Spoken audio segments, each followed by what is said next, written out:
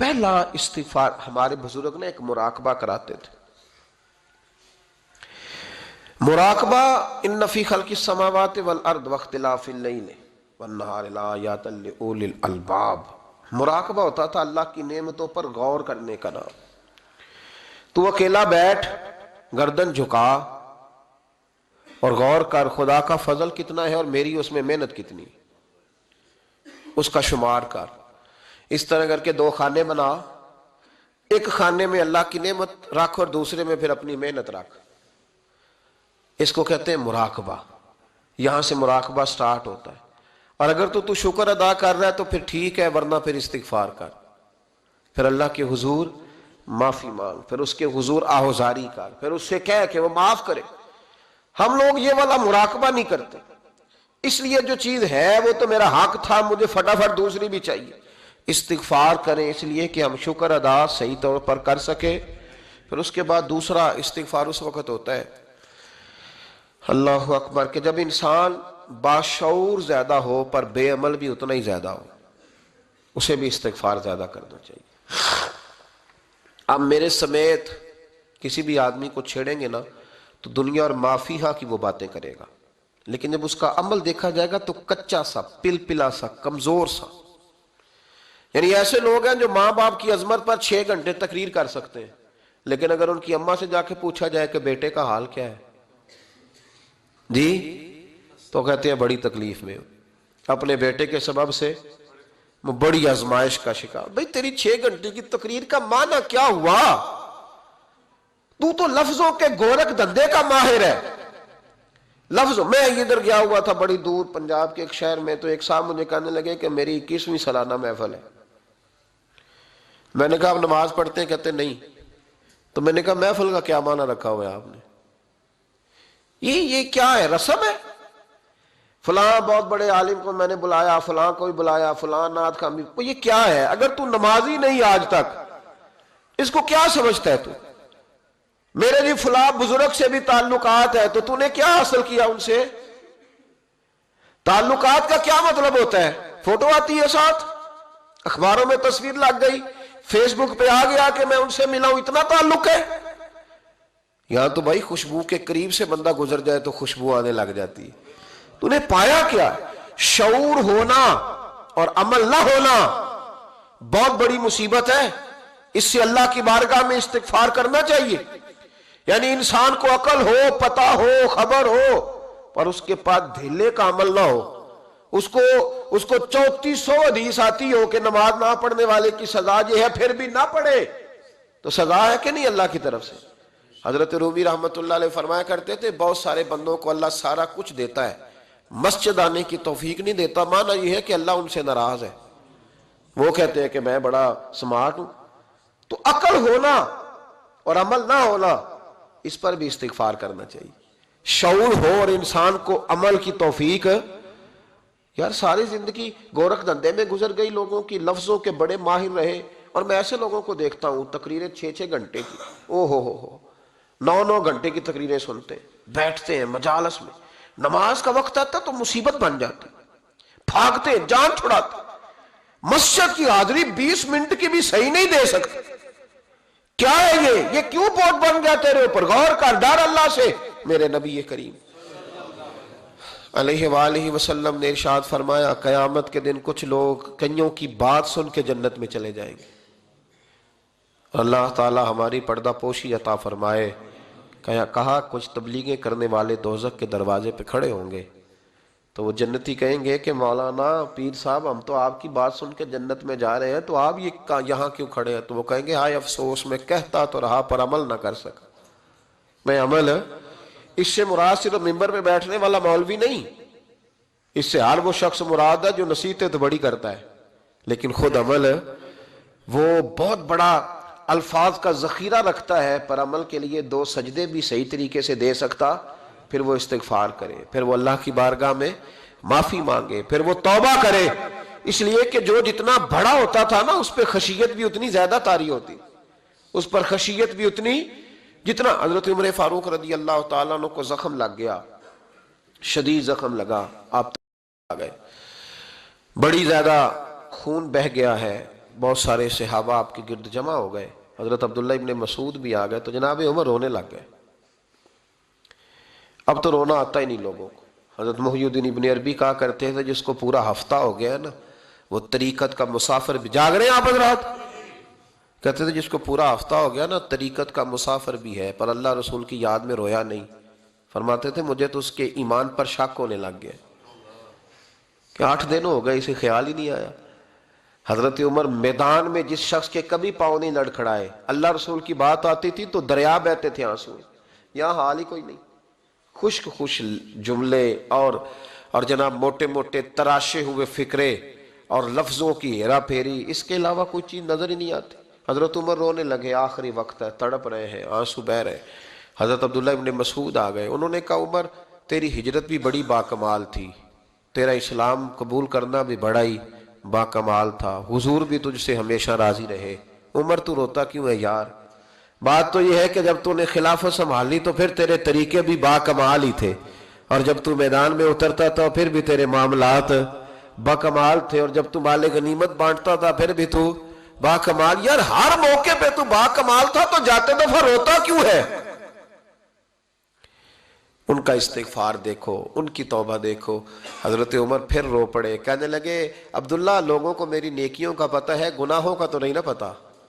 وہ تو میں جانتا ہوں یا میرا مالک جانتا ہے نا، نیکیاں تو سب کے سامنے، پر من عالم کے من دانم جو اندر چھپے ہوئے گناہوں کے ڈھیر ہیں وہ تو میں جانتا ہوں۔ کہا تو نے میرے کلمہ پڑھنے سے لے کر میری حکومت تک میری ساری نیکیاں گنوائی ہیں، اب دعا کر میرے لیے کہ رب میری نیکیاں اور بدیاں برابر برابر کر دے، مجھے درجہ نہیں چاہیے، بس اللہ مجھے معاف کر دے۔ درجوں کی ضرورت نہیں ہے، یہاں تو لوگ درجات لے کے بیٹھے۔ حافظ کہتا ہے کہ میں جتنے آیتیں ہوں گی اتنے میرے درجے بلند ہوں گے، پہلے درجوں والا کام تو کوئی کرنا۔ مولانا کہتے ہیں کہ نور کے ممبر پہ بیٹھوں گا، بھائی پہلے بتا نور کے ممبر کی طرف تیرا سفر بھی جاری ہے کہ نہیں؟ تاجر کہتا ہے کہ میں سخاوت کروں گا تو حضرت عثمان کے ساتھ جگہ ملے گی، پر حضرت عثمان کی سخاوت اور اپنی سخاوت کا فرق بھی دیکھ۔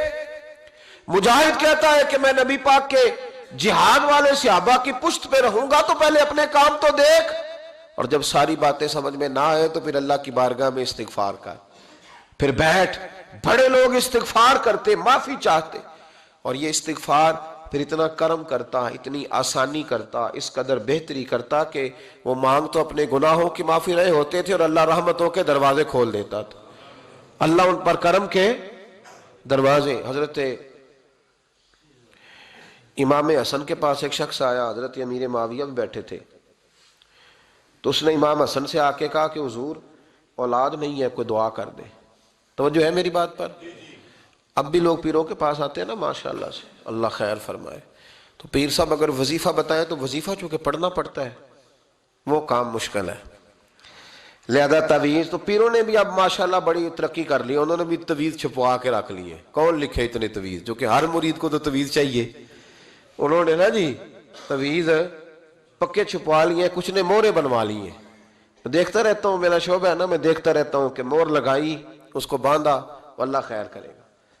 تو اب وہ نفسیاتی معاملہ ہے، ظاہر ہے 100 بندہ تعویذ لے کے گیا ہے تو 1.5 کو تو فرق پڑے گا ہی نا بیچ میں سے، تو جس کو فرق پڑ گیا اس کا فیس بک پہ دے دیا کہ یہ میری کرامت ہے جی، تو جس کا نہ پڑا جی جڑے محرم راز حقیقت دے او تے راز حقیقت کھول دے ہی نہیں، اے جنہ ویکھیا نہیں او کرن گلاں، جنہ ویکھ لیا او تے بول دے ہی نہیں۔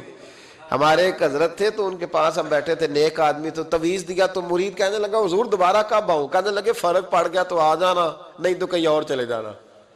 اس لیے کہ شیخ عبدالعزیز دباغ رحمت اللہ علیہ کے ایک مرید نے کہیں تنقید کر دی تھوڑی سی، یہ لفظ بس نا بہت بڑے ہیں، ان کی میں تشریح نہیں کروں گا، جتنے جملے اتنی بات کر کے بیت جاؤں گا، ان کی تشریح نہیں ہو سکتی، یہ ان کی توضیح نہیں ہو سکتی، کچھ تفصیل نہیں ان کی ہو سکتی، یہ جملے بڑے، میں کوئی تشریح نہیں کروں گا۔ اس نے کہا کہ حضور فلاں فلاں فلاں فلاں جگہ مجھے پریشانی ہے آپ کے حوالے سے، تو آپ فرمانے لگے میں نے کون سا باندھا ہوا ہے، نہیں سمجھ میں بات آتی تو کہیں اور چلا جا، باندھ کے رکھا نہیں، دروازے کھلے ہوئے ہیں، کہیں اور چلا جا، ختم ہو گئی بات، تنقید کرنے کی ضرورت چھٹی۔ اس لیے کہ وہ لوگ بت نہیں بناتے تھے کہ بس ادھر ہی پوجا کرنی ہے کہ کہیں اور نہیں جانا، یہ چھوڑے ہے نا ہمارے چکر چلا ہوا، میرے علاوہ کہیں اور نہ جانا، شیخ عبد الوہاب شرونی فرمایا کرتے تھے یہ تو نقص ہے تیرے اندر کا، یہ تو تیرے اندر کا نقص ہے، اگر تو قابل ہوتا تو کہتا جا سنگیا سارا زمانہ دیکھا، اگر کوئی میرے جیسا ملا تو چلا جانا، اور اگر میری طرح کا نہ ملا تو پھر کہیں اور جا دیکھا سارا۔ او بھائیو کیا چکر ہے، وظائف لوگ پوچھتے تھے تو ان پہ عمل کرتے تھے، وہ چیزیں فائدہ دیتی۔ حضرت امام حسن سے آ کے وظیفہ پوچھا، اس شخص نے کہا حضور اولاد کوئی نہیں تو وظیفہ بتایا، تو آپ نے فرمایا استغفار پڑھا کر۔ کیا کر؟ اس نے کہا ٹھیک ہے۔ تو حضور پھر میں دوبارہ کب آؤں؟ تو امام حسن کہنے لگے بے اولاد ہے نا تو، استغفار کا وظیفہ بتایا نا؟ کہا ہاں۔ فرمانے لگے اب اس وقت آنا جب اللہ تجھے 10 بیٹے عطا کرے گا۔ کتنے؟ 2 4 نہیں، 10 ہی کہہ دیے۔ تو حضرت امیر معاویہ رضی اللہ تعالیٰ دیکھا، کہنے لگے حسن اتنا بڑا دعویٰ؟ آپ فرمانے لگے میں نے کہہ دیا نا تو اللہ فضل کرے گا۔ ہاں ہاں اللہ خیر کرے گا، خیر ہو جائے گی۔ وہ شخص کئی سالوں کے بعد آیا، کئی سالوں کے بعد، تو حضرت امیر معاویہ کو بھی ساتھ لایا، کہنے لگا حضور اللہ کے فضل سے اللہ نے 10 بیٹے عطا فرمائے، پورے 10 ہی اللہ نے دیے۔ تو حضرت امیر معاویہ کہنے لگے جناب بات تو آپ کی سچی ہو گئی، پر مجھے بھی بتائیں یہ وظیفہ کہاں سے لیا؟ فرمانے لگے قرآن پاک سے، سورہ نوح کی 10 11 12 آیت پڑھو۔ اللہ فرماتے ہیں تم استغفار پڑھو، میں تمہاری بیٹوں سے بھی مدد کروں گا، مالوں سے بھی مدد کروں گا۔ تو میں نے استغفار بتائی تھی، اور قرآن میرے اللہ کا ہے، رب کا وعدہ جھوٹا ہو سکتا؟ فرمایا 10 بیٹے ملنے تھے، میں نے کہہ جو دیا تھا۔ وہ میرے بھائیوں یاد رکھیں، استغفار اللہ کی رحمت نازل کر۔ ایک ہوتا ہے خوف، ایک ہوتی ہے خشیت۔ خوف والے لوگ توبہ کرتے ہیں، خشیت والے استغفار کرتے ہیں۔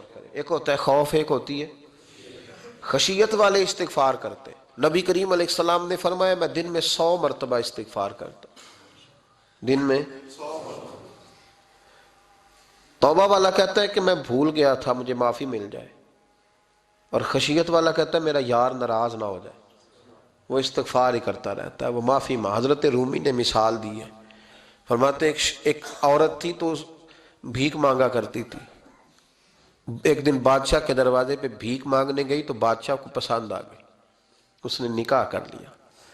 20 کنیزائیں اس بی بی کے پاس تھی خدمت کرنے کے لیے، روٹی دینے کے لیے، کپڑا دینے کے لیے، لیکن وہ ہر وقت روتی رہتی تھی، ہر وقت روتی۔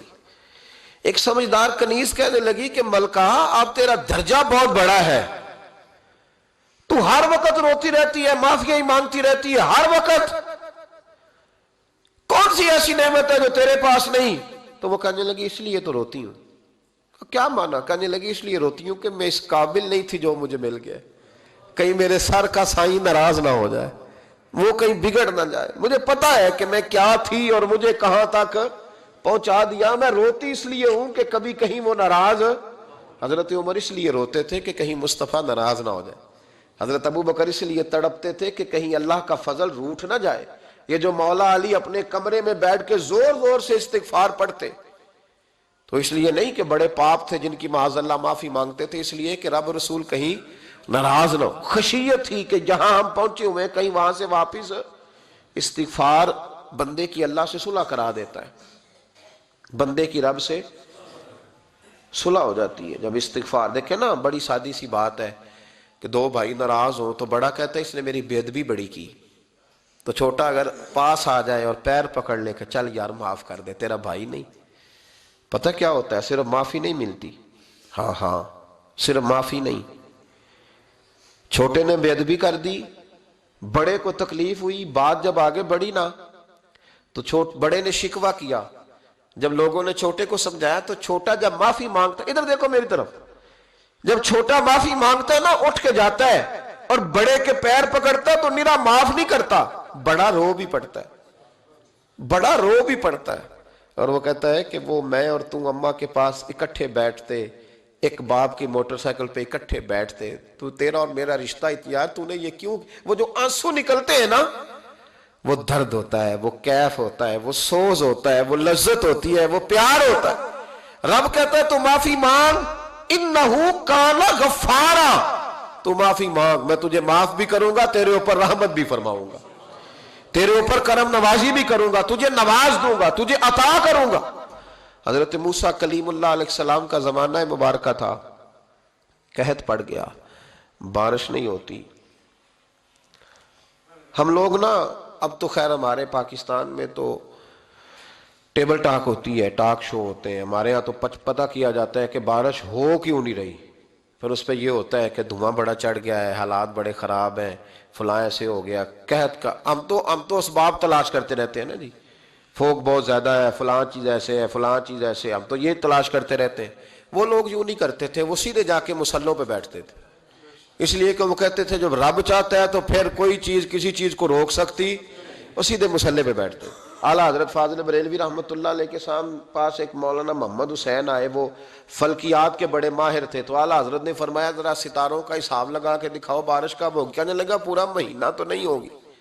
تو اعلیٰ حضرت رحمۃ اللہ علیہ فرمانے لگے کہو کہ میرا علم کہتا ہے مہینہ نہیں ہوگی، اللہ چاہے تو ابھی ہو سکتی ہے۔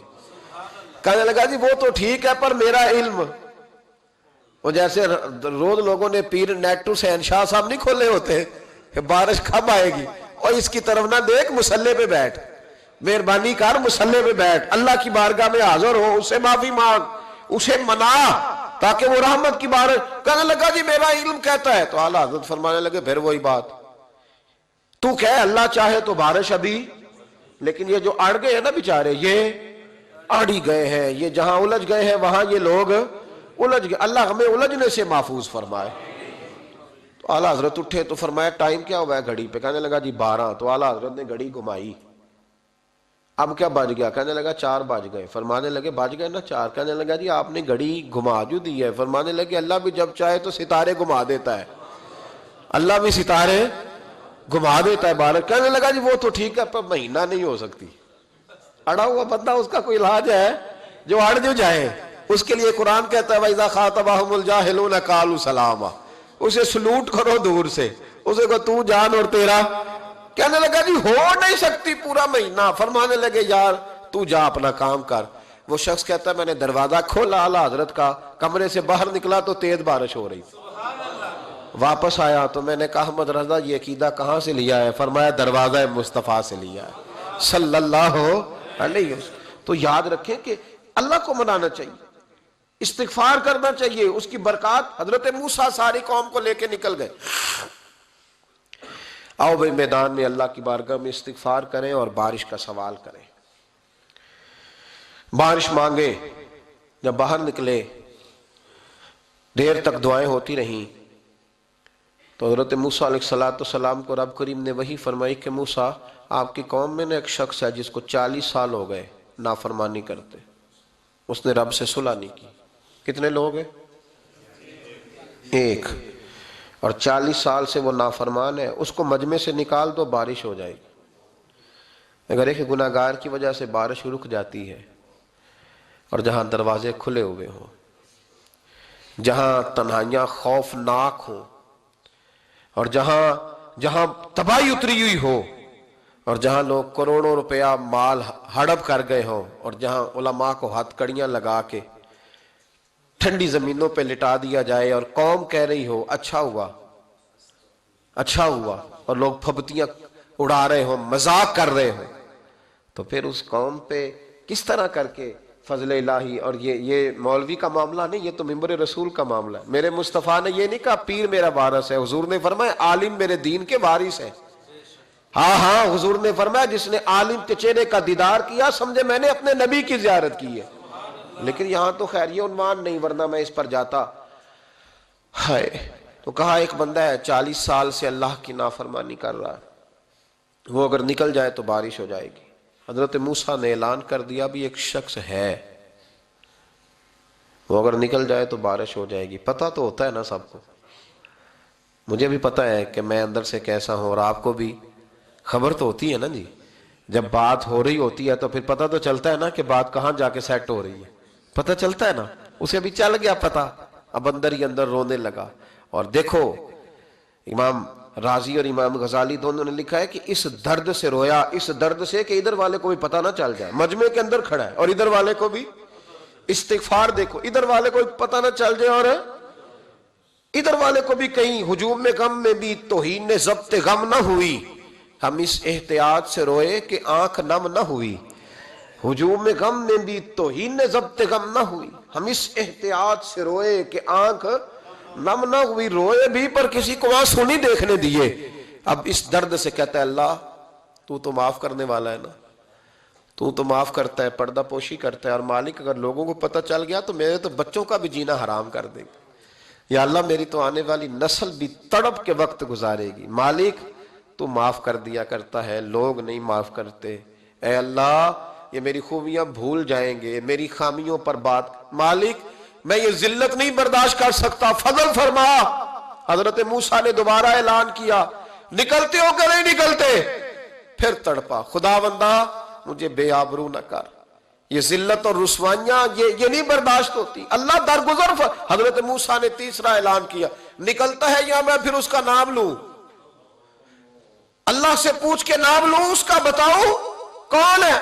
اب تو تڑپ گیا، کہنے لگا مالک میں تیری بارگاہ میں استغفار کرتا ہوں، آئندہ نہیں کرتا، آئندہ نہیں کرتا۔ یہ لفظ ادا کیے، بندہ کوئی بھی نہیں نکلا، رب کریم نے بارش عطا کر دی، تیز بارش جب برسی نا، تیز بارش، تو لوگ تو مین دیکھ کے دوڑ گئے، تو حضرت موسیٰ کہنے لگا یا اللہ مجھے بھی تو بتا، تو نے کہا تھا کہ جب تک بندہ نہیں نکلتا بارش نہیں ہوگی، تو نکلا کوئی بھی نہیں، بارش ہو گئی، ماجرا کیا ہے؟ تو رب کریم نے فرمایا موسیٰ بس اس نے مجھ سے صلح کر لی، اس نے مجھ سے صلح کر لی۔ اور امام غزالی نے لفظ لکھے، حضرت موسیٰ نے پوچھا، حالانکہ اللہ اپنے نبیوں کو غیب کے خزانے دیتا ہے، پوچھا کہ اے اللہ مجھے اس کا نام بتا دے، تو رب کریم نے فرمایا موسیٰ جب گناہگار تھا تب نہیں کسی کو بتایا، جب پاپی تھا تب نہیں بتایا، جب مجرم تھا تب نہیں بتایا، اب کیسے بتا دوں؟ فرمایا اس کی میری صلح ہو گئی ہے، اور فرمایا جو بارش نہیں نہ ہو رہی تھی وہ بھی اس کی وجہ سے نہیں ہو رہی تھی، اب جو ہوئی ہے نا تو یہ بھی اسی کی وجہ سے ہوئی ہے، یہ بارش اب جو ہوئی ہے تو یہ بھی یہ اس گناہگار کے سبب سے۔ اپنی راتیں اللہ کے ساتھ گزارے، مصلی پہ بیٹھے، میرے صاحب رحمۃ اللہ علیہ سے جب کوئی کہتا نا کہ بڑا پریشان ہوں تو کچھ بتائیں، تو فرماتے آج رات مصلی پہ بیٹھ کے اپنے رب سے بات کرنا، میں بھی بات کروں گا۔ بندوں کو دکھ بتانے سے عزت میں کمی آتی ہے، اور اگر اللہ کو بندہ اپنے دکھ بتائے تو اللہ عزتیں بڑھا دیتا ہے۔ ترمذی شریف کی حدیث ہے، نبی پاک علیہ السلام نے فرمایا اگر تو دنیا داروں کو دکھ بتائے گا تو اللہ تجھے غنی نہیں کرے گا، اور اگر تو اپنے رب کو بتائے گا تو اللہ بڑی جلدی تجھے دنیا سے بے نیاز کر دے گا، تجھے لوگوں کی ضرورت نہیں رہے گی۔ استغفار کریں، کثرت سے کریں، ذوق سے کریں، مصلی آباد رکھیں، ہر شے دیکھو نا، جس طرح کھانے کی میز آباد رہتی ہے، بستر آباد رہتا ہے، ہمارے دیگر معاملات، اگر مصلی نہ آباد رہے تو روح بے چین رہتی ہے، طبیعت بے قرار رہتی ہے۔ انسان میں نے دیکھا ہے بڑے بڑے سمجھدار لوگ پاگلوں جیسی زندگی گزار رہے ہیں، بولتے جا رہے ہیں، بولتے جا رہے ہیں، بولتے جا رہے ہیں، ایسے کسی کو کوئی خبر کہ 6 فون اٹھائے ہوئے ہیں، ایسے جیسے ڈسٹرب ہو گئے مینٹلی طور پر۔ وجہ کیا ہے کہ ان سے جان نہیں چھڑاتے۔ کبھی سارے موبائل بند کر کے نا، سارے بچے ہر چیز سائیڈ پہ کر کے مصلی پہ بھی آنا چاہیے، اور مالک تو بڑا ہی کریم ہے، اللہ تو بڑے کنز المال کی حدیث سنا کے بعد سمیٹتا ہوں۔ نبی پاک صلی اللہ تعالی وسلم فرماتے ایک شخص تھا بنی اسرائیل میں، بڑا مالدار تھا، تو پھر اس پہ غربت آ گئی، جب غربت آئی تو رو پڑا، کہنے لگا اے اللہ میں غریب ہو گیا ہوں، میری مدد فرما، میں نے بڑی نافرمانی کی ہے تیری۔ مالدار جب تھا تو بڑی موج کر، یا اللہ میں نے بڑی اب نہیں کروں گا، مجھے اس غربت سے نکال۔ تو اللہ نے فرشتوں سے کہا کہ دے دو جو مانگتا ہے، تو فرشتے کہنے لگے یا اللہ یہ توبہ کر کے نہیں آیا، ڈر کے نہیں آیا، یہ تو الجھ گیا ہے تب آیا ہے، یہ تجھ سے ڈر کے ہوتا ہے نا ایسے کہ لوگ اللہ سے نہیں ڈرتے جتنا غربتوں سے معاذ اللہ ڈرتے ہیں، یا اللہ یہ تو وہ الجھ گیا تب آیا۔ تو اللہ نے فرمایا پتہ مجھے بھی ہے لیکن آ تو گیا ہے نا، چلو دے دو۔ تو کہا یا اللہ اگر دے دیا تو دوبارہ نہیں آئے گا، فرمایا اس کا بھی مجھے پتہ ہے، تم دے دو۔ اسے دے دیا، جب دولت مل گئی نا تو کہنے لگا اوہو وہ تو میں نے اس طریقہ سے ہی استعمال کیا اس لیے کامیاب ہو گیا۔ پھر کچھ وقت گزرا تو پھر الجھ گیا، پھر قرضے چڑھ گئے، پھر سارے علاج کر، کہنے لگا یا اللہ اب نہیں کرتا، اب معاف کر دے۔ 70 دفعہ توبہ کی اور 70 دفعہ توڑی۔ حبیب کریم فرماتے ایک دن بستر پہ تھا، آسانی تھی، 70 دفعہ فرشتوں نے کہا یا اللہ یہ جھوٹا ہے، جھوٹ بولتا ہے، یہ تو غربت ہے، یہ تو تیری بارگاہ میں آیا ورنہ کبھی نہ آتا، بیمار ہوا ہے تو آیا، اس کا تو بچہ بیمار ہوا ہے تو آیا ورنہ کبھی نہ آتا۔ 70 دفعہ توبہ توڑی۔ ایک دن رات کو بستر پہ لیٹا تھا، دولتیں بھی تھی، آسانیاں بھی تھی، دل میں خیال آیا میں کتنا جھوٹا ہوں، جب الجھ جاتا ہوں تو اس کے دروازے پہ جاتا ہوں اور وہ کتنا کریم ہے، مجھے خالی نہیں لوٹاتا، تڑپ اٹھا، آنسو نکل گئے، اٹھ کے مصلے پہ کھڑا ہوا تو رب کریم نے فرشتوں سے فرمایا کھول کے دیکھو دروازے، آج یہ غربت کی وجہ سے نہیں آیا، آج میرا بن کے آیا ہے۔ تو یا اللہ پہلے تو دولت دیتا تھا، آج کیا دے گا؟ تو محبوب فرماتے، اللہ فرماتے اب میں اسے بغیر حساب کتاب جنت عطا کروں گا۔ استغفار کریں، اس کے حضور حاضری دیں۔